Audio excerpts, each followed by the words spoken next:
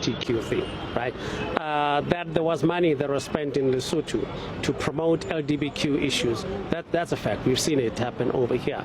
Now the question though is this: the administration that was there at the time was actually promoting such things, and the consensus in Lesotho was not in keeping with that.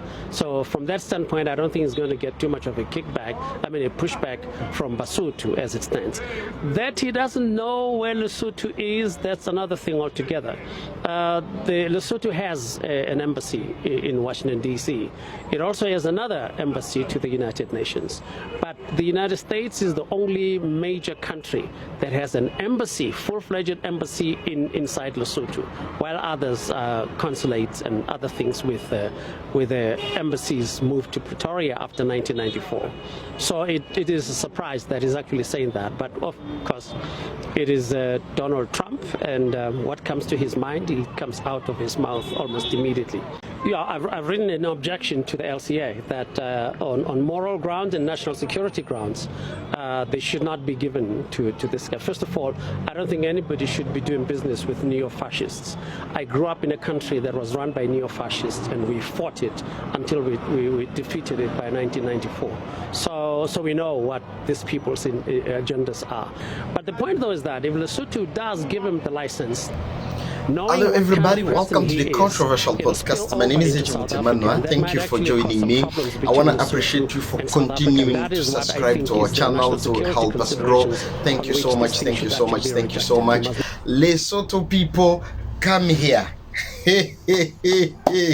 I'm so glad, I'm so happy.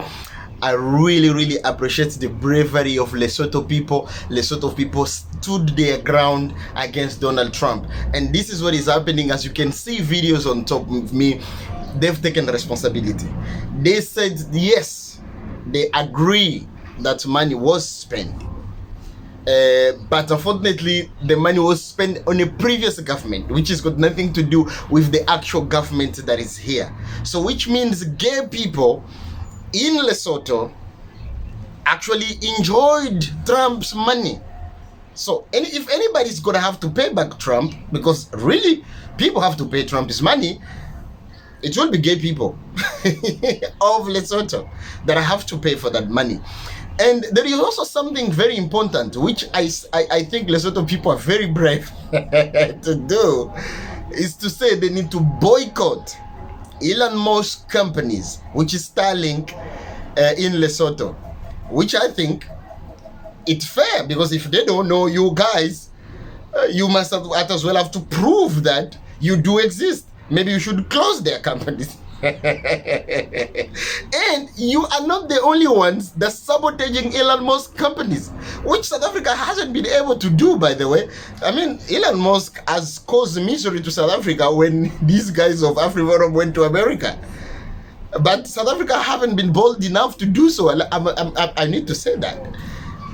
But guess what? You are not the only one calling for boycotting Elon Musk companies. France, if you can see the images down with me, Tesla dealership car is burned down. You know, including the chargers that charge at the Teslas, they were all burning down in France. So they are sending the message. And I'm glad Lesotho for taking responsibility and proposing to do the right thing. So I don't know where it is going. 2025 is really going so great.